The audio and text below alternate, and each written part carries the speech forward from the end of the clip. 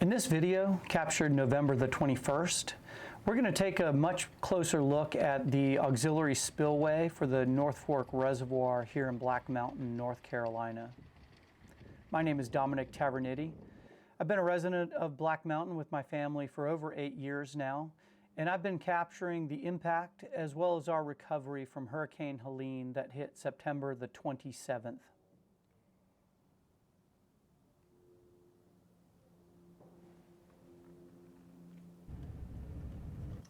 Now, as we get started, let's flip over to a map to take a look at where we are.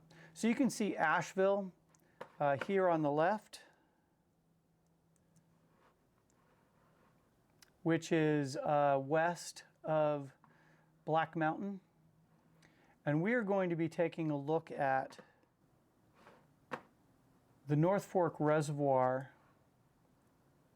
up here. Now, the North Fork Reservoir provides 80% of the water for the Asheville area and 100% of the water for the town of Black Mountain. So we can see from the topographical map where this watershed is and how it's capturing all of the water in this area. All right, let's zoom in a little bit to take a look at where we're going to be specifically for this video. So we're going to start, we'll be driving in North Fork, Left Fork, and then we'll pick up crossing this bridge here. And one thing that we'll see is the river used to go under this bridge, and it has since cut a new path, and they've run the road over where the bridge is now.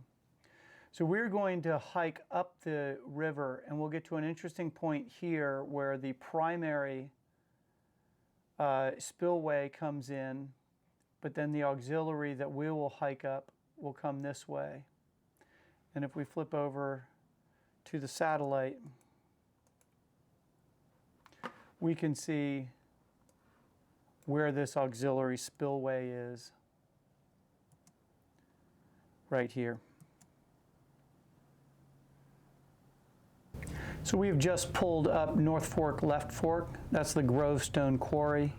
And we are approaching that bridge now that used to go over the river. Now we're going to cut back right here to October the 18th when we were filming. And they were doing the road repair. They had put in this temporary road. It wasn't graded yet. And now they were going in and putting in the primary water line that runs underneath that road. So this was all part of restoring water to the Asheville area. And you can see the river over there to the right. So now back on November the 21st, we can see that that road has been graded. And they're starting to do some stream bank restoration. I believe this is a quar mat, provides, reduces erosion on that fresh soil there.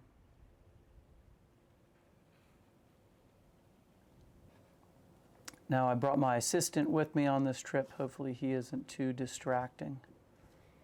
But you can see the size of some of these rocks. Now just for scale, you can see how tall this is, and these cliffs are anywhere from 20 to 30 feet. So I'm about 6 feet. So if we have roughly about 25 feet there. An interesting thing we're going to take a look at here is this particular layer that caught my eye. And it is clearly an old riverbed with smooth river rocks stacked there, and that's about 15 feet above the bottom of the riverbed now.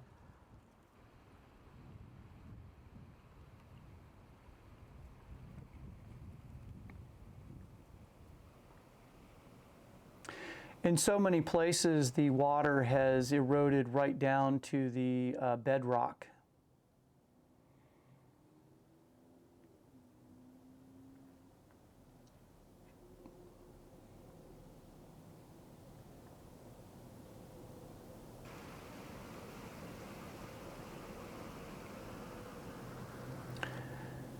This is an interesting rock here.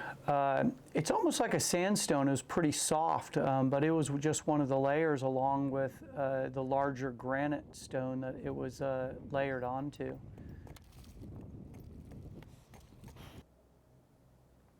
Now we're at that point now where this is the junction of the primary spillway, which is what we're looking at now, where it ties in with the auxiliary. And we just fly up here for a little bit to see what the condition is. Clearly there was erosion here, but just from the breadth of this waterway, it wasn't anything like the auxiliary.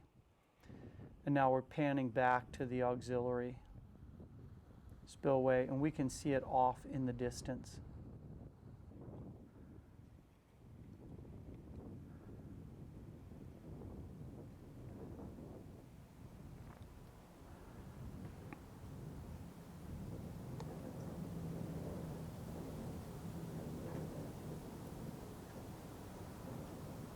Now in a moment we're going to get into some of the details of this auxiliary spillway. Now pardon the shift in the image quality here, still working on a reasonable way to get the drone fixed. In the meantime, I've got a little bit of shaky footage here.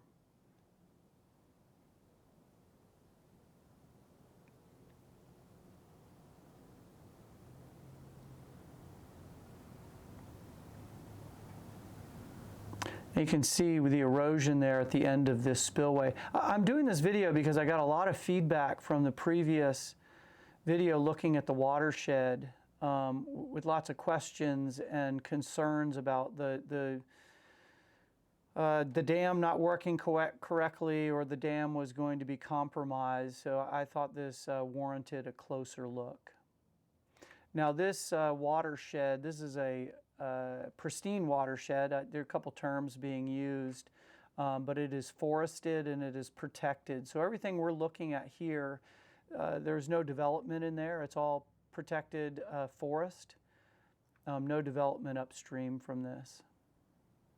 And it's approximately, I've seen different estimates, between 15,000 and 22,000 acres. Now you can see the heavy equipment there at the bottom, restoring the dirt that was washed away. Now we are jumping back to October the 18th when I filmed, and there's something I want you to take a look at here, and that is this structure down at the bottom. And I had received some comments that it was, the spillway had broken. And you can see where that piece had come from.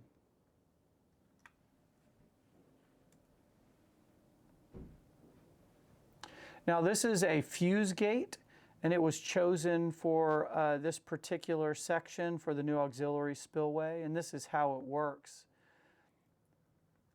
And let me read the description of how that works. The uplift pressure combined with the hydrostatic pressure is sufficient to overcome the restraining forces, and the imbalance causes rotation of the unit off of the spillway. The fuse gate is then washed away, clear of the spillway by the flood. And so we'll see that happen in this animation here. So it did work as intended. There it is again at the bottom.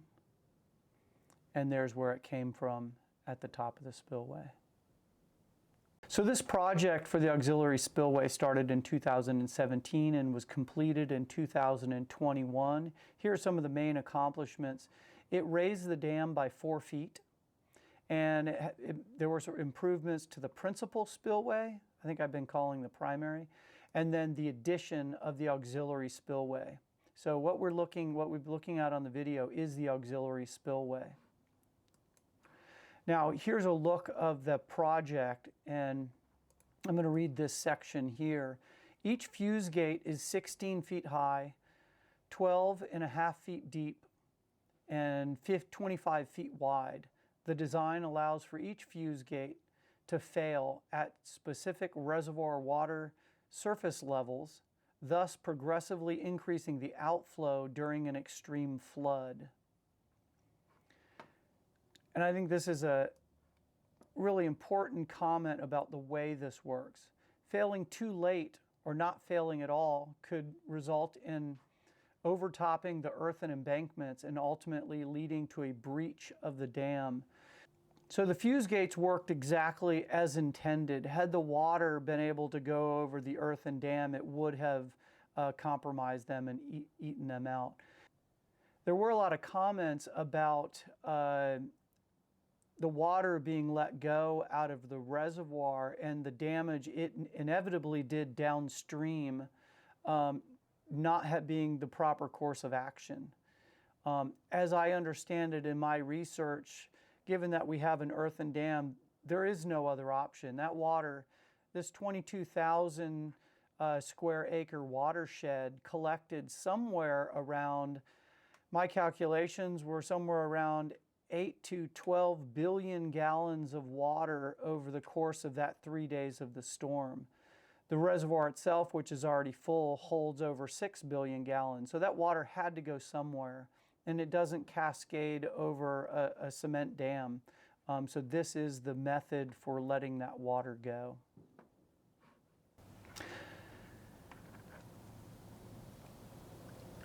Now back to November the 21st.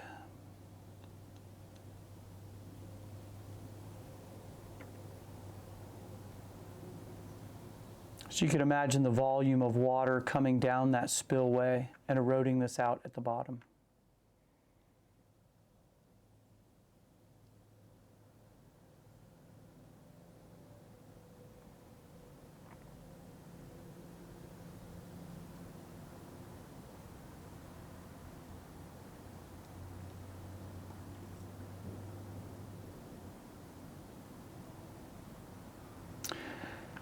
Now, previous video covered the North Fork Reservoir and the watershed as the North Fork Swannanoa River goes all the way down the valley and meets up with the Swannanoa River.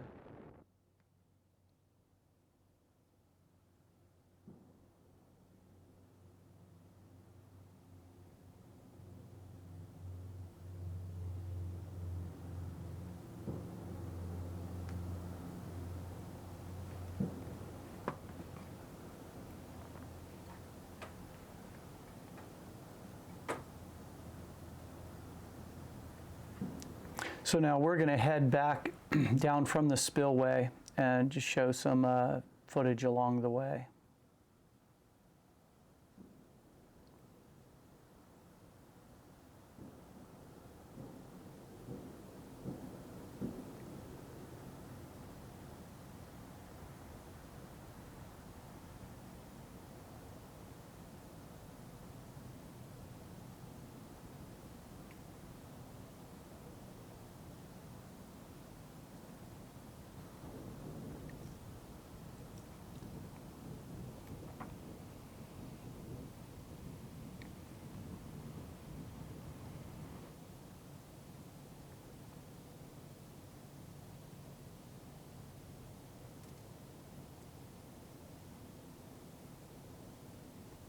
Now, if you recall from the Google satellite view, all of this area was pretty well forested, and you couldn't see the stream from above. So this erosion really took out quite a bit of area.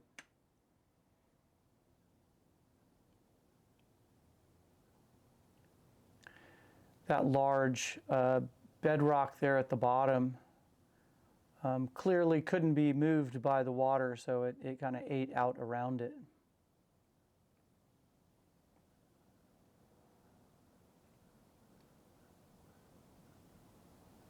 Now we're looking back down the valley towards the road and the Grovestone quarry.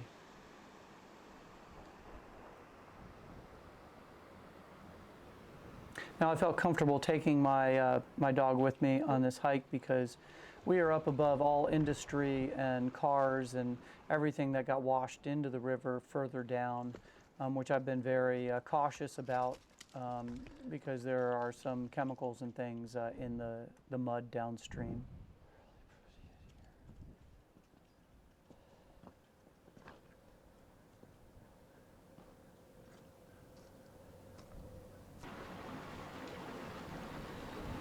It's quite a challenging hike going across trees and boulders and what have you in that area. So now we're back up on the road, and you can see there on the left and some of the bank restoration.